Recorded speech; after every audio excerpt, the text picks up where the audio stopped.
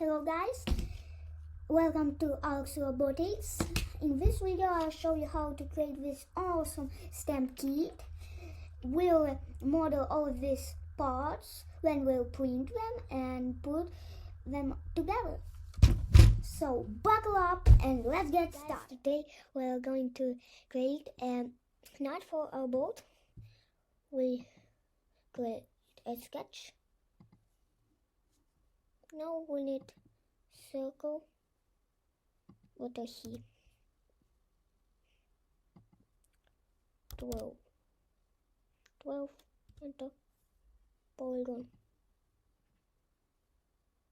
Polygon didn't have no letters.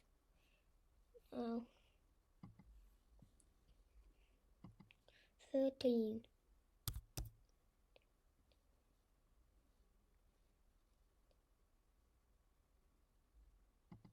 Okay, enter and finish sketch.